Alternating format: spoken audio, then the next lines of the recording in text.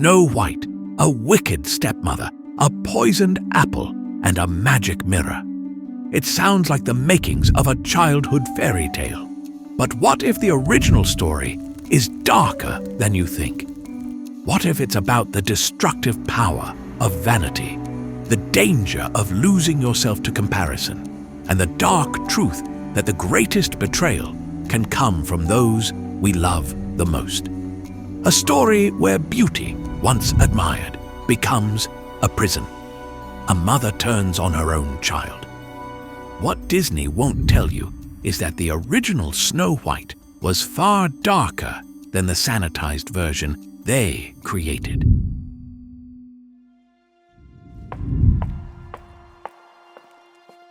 Mirror, mirror on the wall, who's the fairest of them all?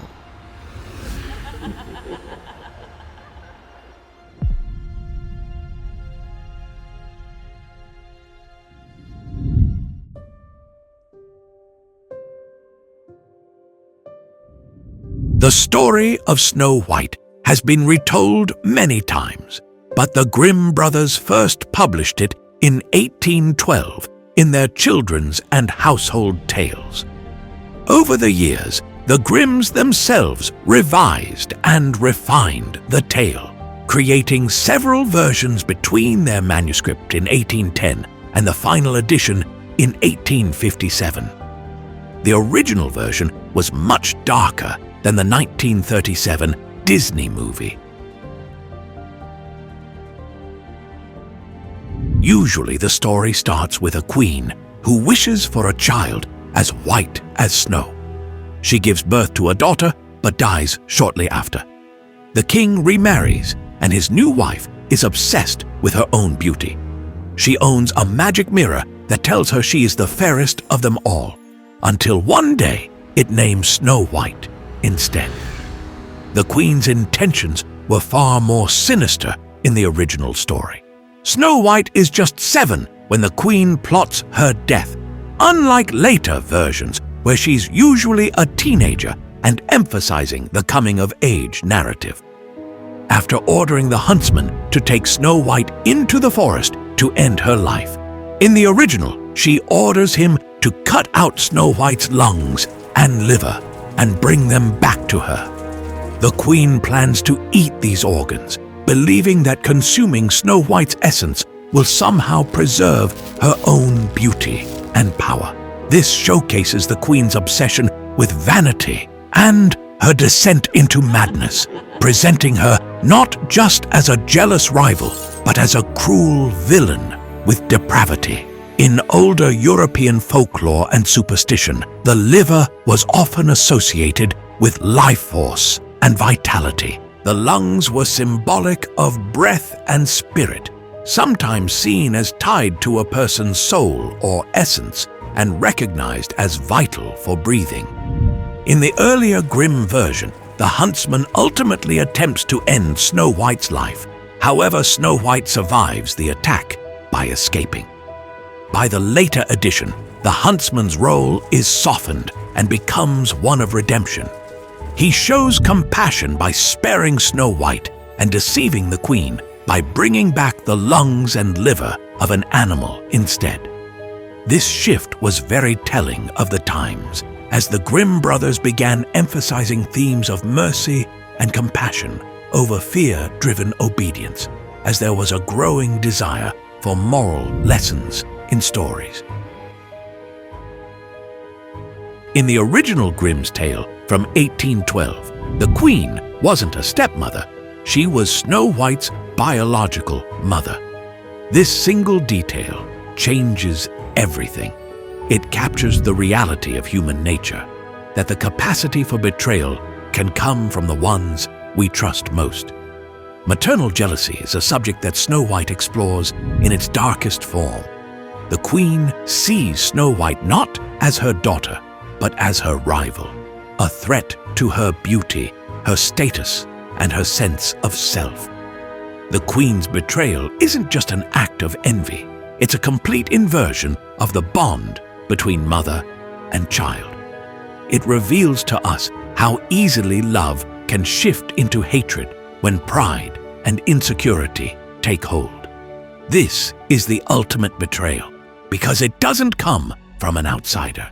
It comes from the one person meant to protect her. Like most of their tales, this story was rooted in European folklore, oral traditions passed down over centuries. These stories reflected the fears, values, and dynamics of the time.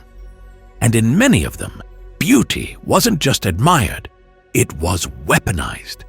When the mother's reflection speaks those words, "But Snow White is 1,000 times fairer than you," it's a sever for the bond between mother and daughter. The mirror becomes a symbol of vanity and self-loathing, amplifying her insecurities until they consume her entirely. Why is this so haunting?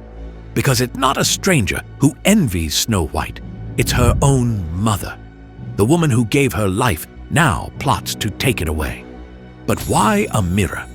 In folklore, mirrors have always been symbols of truth, self-reflection, and sometimes deception. For the queen, the mirror is a double-edged sword. It reveals her worst fear, that her youth and beauty are fading to be replaced by her daughters. Psychologists might call this projection, when someone takes their insecurities and places them on another person. The mother now sees Snow White not as her daughter, but as a threat, a reminder of everything she's losing.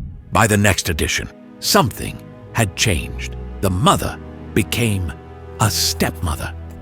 This was no accident. It was a deliberate choice to make the story more acceptable for its time. In the 19th century, the idea of a mother plotting against her own child was unthinkable, a betrayal of the idealized image of motherhood.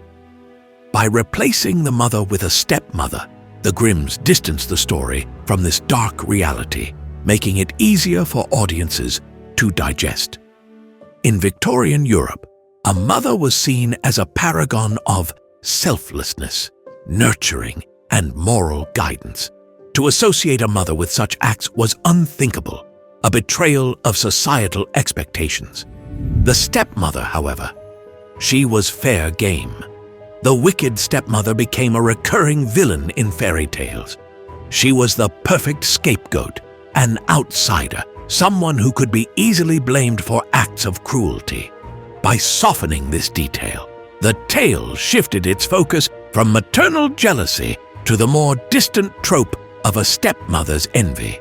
Over time, the stepmother became the perfect villain, cold, calculating, and entirely expendable. The change distanced the story from its darker roots, transforming it into a moral tale about jealousy and virtue.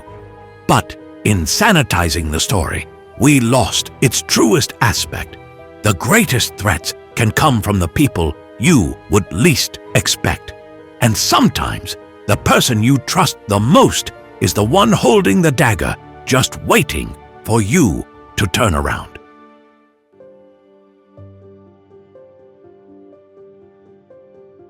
When Snow White flees from the huntsman, she steps into a world of transformation. In fairy tales, the forest is often a place of self-discovery, where characters leave behind what they know to confront the unknown. The forest isn't just a place of danger, it's also where Snow White finds an unexpected refuge. The dwarfs, with their unassuming lives, represent innocence and simplicity. They offer Snow White something the Queen's world never could: safety, kindness, and a chance to grow without fear. Here in the forest, Snow White begins to rebuild herself. The dwarfs' honest labor and unpretentious lives provide her with stability, while the wildness of the forest gives her a chance to rediscover her strength and independence. The forest may appear wild and dangerous, but for Snow White, it's the one place where she can truly transform.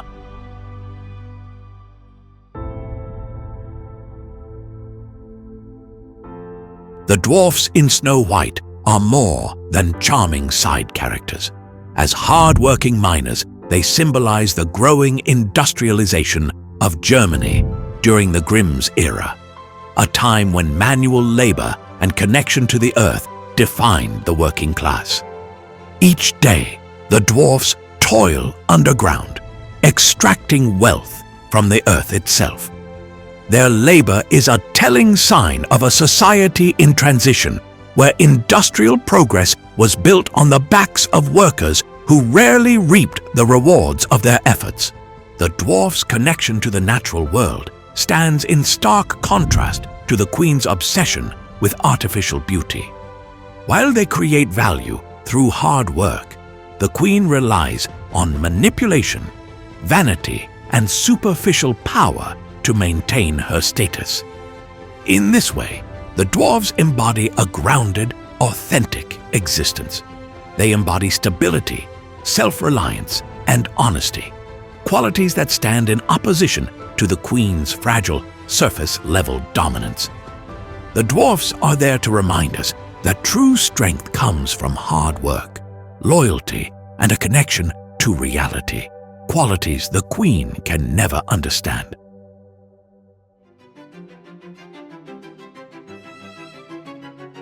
The mirror in Snow White is more than just an object. It's a silent character, central to the story's conflict. It reflects not only the queen's insecurities, but the pressures of a world that places a woman's worth in her appearance.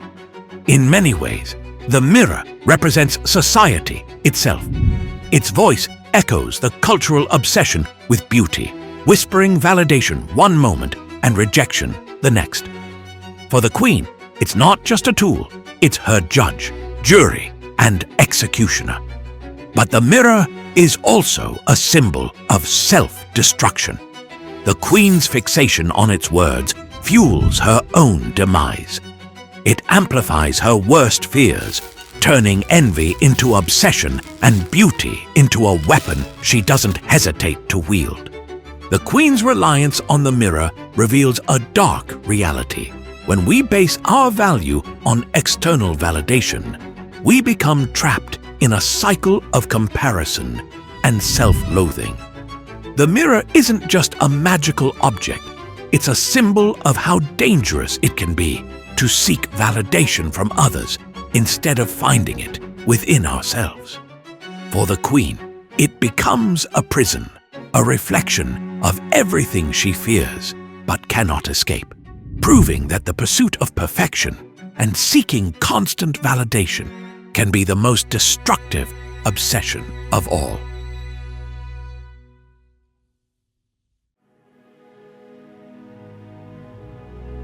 Once Snow White escapes into the forest, the queen's envy doesn't fade.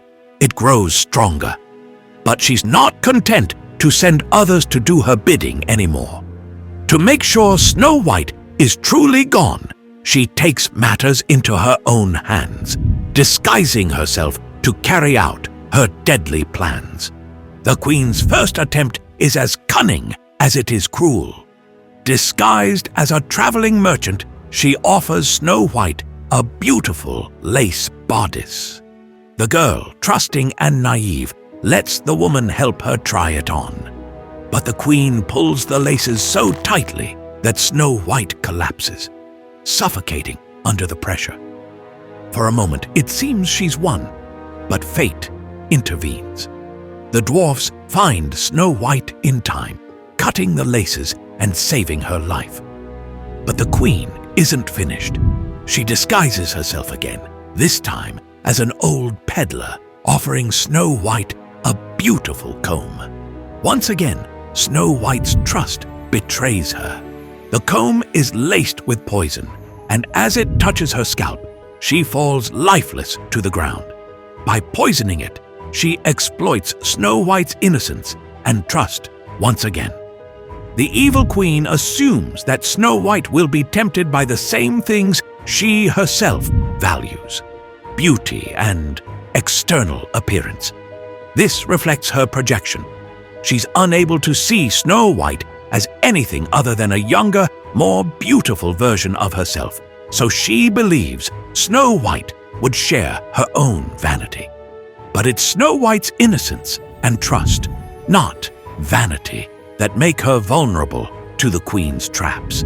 The Queen's final attempt is her most infamous. She creates a poisoned apple, splitting it into two halves, one harmless, the other deadly. Disguised as a farmer's wife, she offers the apple to Snow White. To convince Snow White it's harmless, the Queen takes a bite from the safe half in front of her. This act manipulates Snow White's trust, making her think the apple is safe to eat.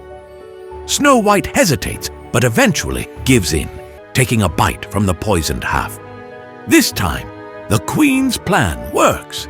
Snow White falls into a death-like sleep, and the Queen returns to her castle, triumphant.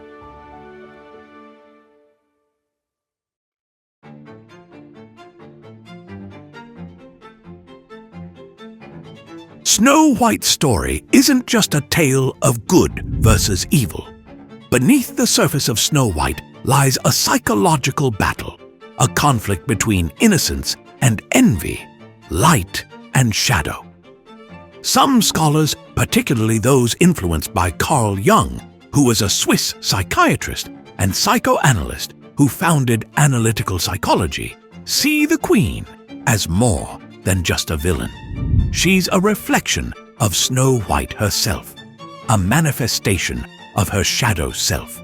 The shadow self, as he described it, is the darker, repressed part of our psyche, the side of ourselves we deny or fear. In this interpretation, the Queen represents everything Snow White must confront and overcome: envy, vanity, and the temptation to use power destructively. Snow White's journey isn't just a physical escape, it's a psychological transformation. By surviving the Queen's attacks, she triumphs over her own shadow, reclaiming her power and emerging as a fully realized version of herself. But this confrontation is universal. Don't we all have a shadow, a side of ourselves we'd rather ignore?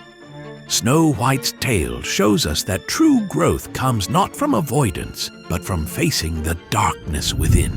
The Queen is Snow White's enemy, but also her reflection, a shadow that forces her to fight for the light.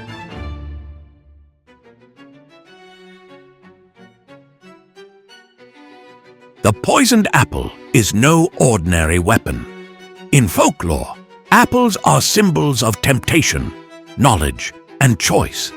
Snow White is deceived into taking a bite, unaware of the consequences. The apple's two-sided distinction has a harmless side and a deadly side to show the danger of appearances. What seems innocent can hide the darkest intentions. These three attempts, each more devious than the last, reveal the Queen's relentless determination. With every disguise and every plan, she shows the lengths she'll go to eliminate the one she sees as a threat to her power and beauty. The poisoned apple, the Queen's final weapon, works exactly as planned. Snow White takes a bite, and with it, she falls into a death-like sleep. Her body is lifeless, but her beauty remains preserved as though she's frozen in time. The dwarfs, heartbroken, cannot bring themselves to bury her. Instead, they craft a glass coffin, placing her inside and laying her to rest in the forest. The glass coffin serves as a place to preserve Snow White, keeping her in a state between life and death. While she remains admired for her beauty, she is powerless to change her fate or awaken on her own. Then comes the prince, a figure shrouded in both romance and controversy. Drawn by her beauty, he begs the dwarfs to let him take her coffin.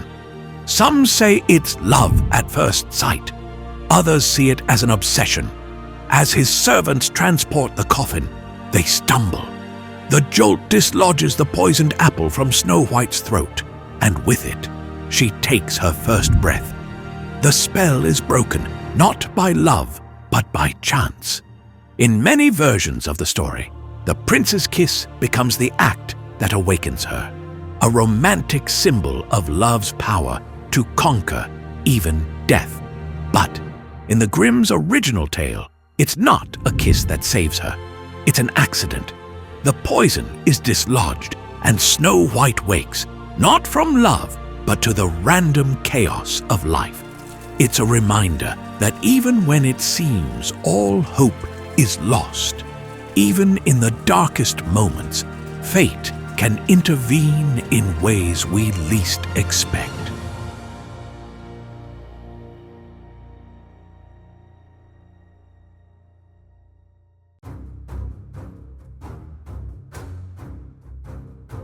Every action has consequences, and in the world of fairy tales, punishment often reflects the crime. For the queen, whose obsession with vanity led her to commit unspeakable acts, her reckoning is as cruel as her own deeds. After learning about the wedding, the queen consults her magic mirror and is horrified when it says that Snow White, who she thought was dead, is now the fairest in the land. The queen attends the wedding. Upon her arrival, she discovers that Snow White is alive and the bride. But this time, the tables have turned. The queen's vanity brought her here, but it's also her undoing. As punishment for her crimes, she's forced to wear a pair of iron shoes, heated until they glow red with heat. She is made to dance in those red-hot shoes, a grotesque performance of poetic justice. With every step, the pain consumes her. The once proud queen is reduced to nothing but a figure of torment. The queen's punishment is brutal, yet fitting. She used beauty and manipulation as weapons, and now her own body becomes the source of her suffering. It's a reminder of the fairy tale tradition. Justice isn't just served, it's exaggerated, turning villains into cautionary examples for generations. Her power, built on envy and manipulation, was always unsustainable. Just as her beauty was fleeting, so too was her control. The fiery shoes show us how a life built on appearances cannot stand the test of time. It will burn itself out. She spent her life chasing perfection, yet her death is marked a mockery of grace and elegance. The red-hot shoes force her to confront the very ugliness she tried so desperately to run from. The queen's death is more than retribution. It's a statement. It shows us the destructive nature of vanity, the futility of chasing perfection, and the inevitable collapse of power built on fear and manipulation. Her final dance isn't just a punishment, it's a mirror of her own life, consumed by the very fire she stoked.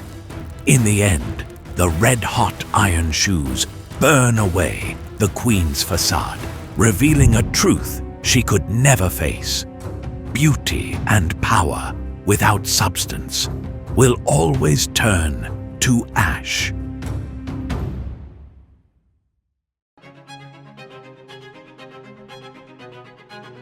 For the queen, beauty is power. Her entire sense of self-worth is tied to the mirror's words. But when Snow White surpasses her, that power crumbles, leaving her consumed by envy. The queen's obsession with being the fairest of them all isn't just a personal flaw. It's a reflection of societal pressures. Even in the 19th century, women were often valued for their appearance above all else. The queen's vanity is the product of a world that equates beauty with worth. And when that beauty is threatened, her identity shatters. Vanity in Snow White is more than skin deep. It's about control, the queen's desperate need to maintain her power through beauty. But beauty, by its very nature, is fleeting. The mirror's whispers are a reminder that relying on external validation will always lead to destruction. In the end, the Queen's obsession doesn't just ruin her, it defines her. She becomes a cautionary tale of what happens when beauty is seen as the only measure of worth. The Queen's greatest tragedy wasn't losing her beauty, it was losing herself in the pursuit of it.